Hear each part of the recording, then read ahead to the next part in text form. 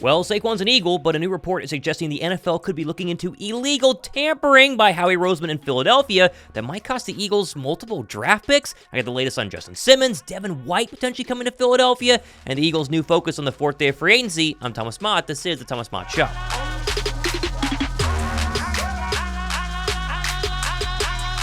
All right, we need to start with this. The whole Saquon Barkley illegal tampering investigation, which I know a lot of people don't know about because it's hardly been on Twitter and hardly been all over the media. It's still a big deal, though. Here's kind of what's going on. Basically, the NFL not only has a rule that does not allow contact between GMs and players before the start of legal tampering, which of course was this past Monday at noon, but they also don't allow GMs to talk directly to players if that player is represented by an agent. Now, you and I both know this happens all the time in the NFL, but no one ever gets in trouble for it because everybody's doing it, and there's no real proof that you called a player or a player called a GM, but still, the Eagles situation is a little different. The problem for Philadelphia and Saquon is that Barkley's former head coach, Penn State's James Franklin, was asked about the running back going to Philly, and he said, quote, for him now to come back and be able to play within the state in Philadelphia, he said that one of the first things that Howie said to him on the phone as part of his sales pitch to him was not only the Philadelphia Eagles and that, but obviously the connection with Penn State and the fan base as well. Now, Franklin, of course, says right there that Howie spoke directly to Saquon Barkley, and as ESPN pointed out this morning,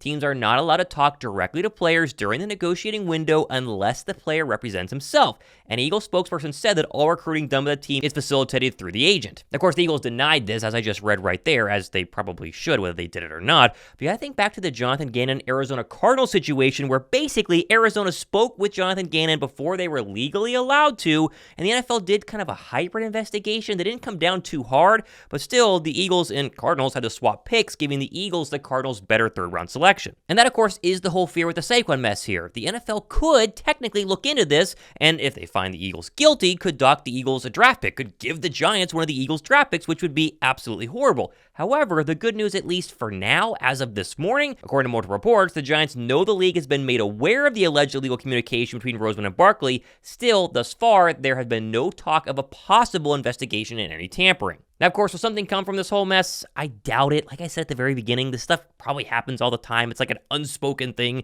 in the National Football League. But being that it is Saquon and the Giants' division rivals Philadelphia, gotta keep an eye on this story and make sure that the G-men don't try and get some sort of revenge for losing their all-world running back. Now, speaking of the all-world running back, the Eagles officially announced the Barkley signing yesterday all over their social medias, and reports suggest that today at 3 p.m. Eastern Time, both Barkley and Huff will be in the Eagles facility and will meet with the media. So be sure to sub, because I'll have all of that on tomorrow's show, breaking down exactly what Barkley said, and it's probably going to be pretty good. Also, by the way, Barkley's jersey should go on sale today, and I'll officially have whatever number he's going to wear, probably 26. It also will carry a major change, as the 2024 Eagle jerseys will reflect the new Eagles logo on the chest, different from the old jerseys, which of course you and I own right now. So any jersey you have, any Eagles one, is probably outdated, and yeah, you got to buy a new one. So hooray for capitalism. Now, there was a funny conspiracy theory with the other big-name target that Philadelphia landed just the other day, CJGJ, that he hasn't technically signed with the Eagles because they haven't made it official on social media, unlike Saquon and Bryce Huff. And so what if he changes his mind like Frank Gore did back in the day?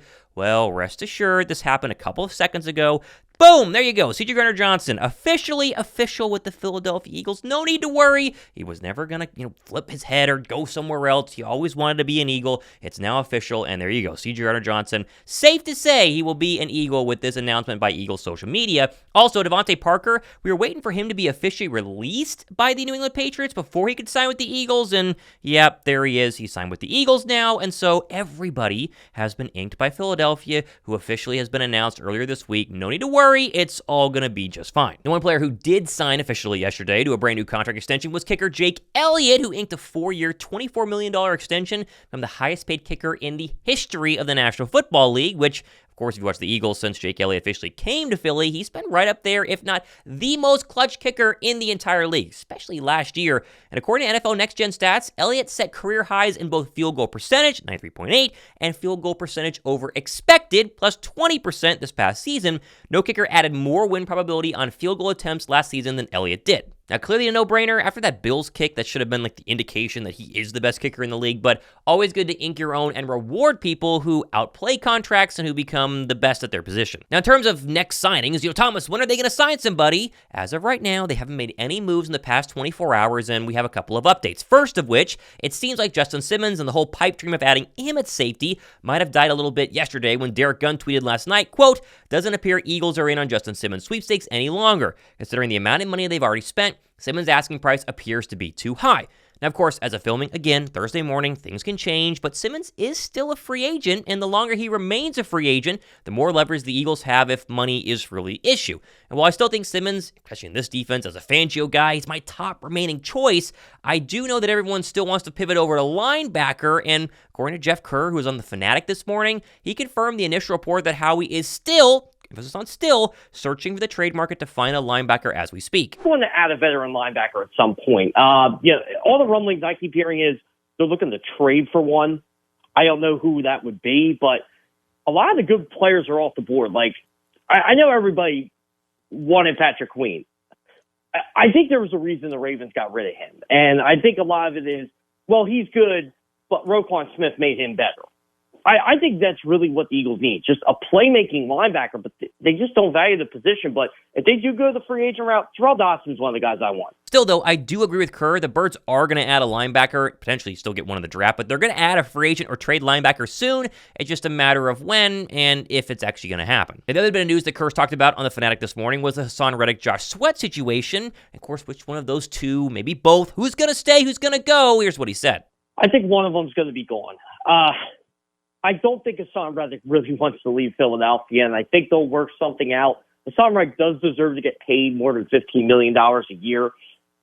Something tells me it's going to be Josh Sweat. And look, I have no idea what the Eagles can get for him, but when you see the Giants of all teams, by the way, fleece the Panthers, who are actually run worse than the Giants, yet only have to pay up a second and a fifth for a player like Brian Burns, the market's not good for Josh Sweat or Haason Reddick.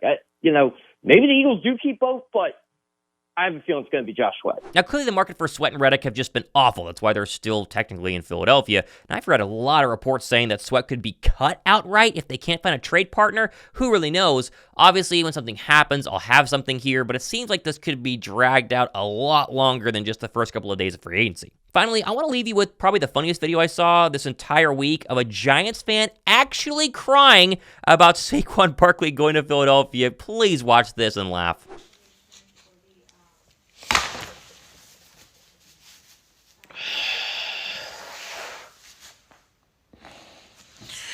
Are you kidding me?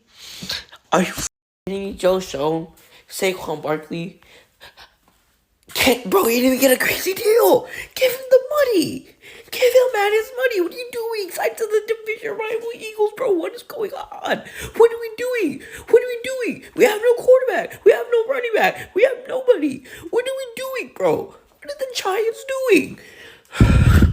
Again, I can't get enough about the fact that Philadelphia's had one of the best weeks of the entire NFL class in free agency. They've just been getting great signing after great signing after great signing. If they make another one, obviously myself and Josh Davis, we will go live. That's always our promise to you, so be sure to sub, hit the notification bell as well in case something happens today, tomorrow, next week, who knows. We got you guys covered. I'm Thomas Mott. This has been The Thomas Mott Show.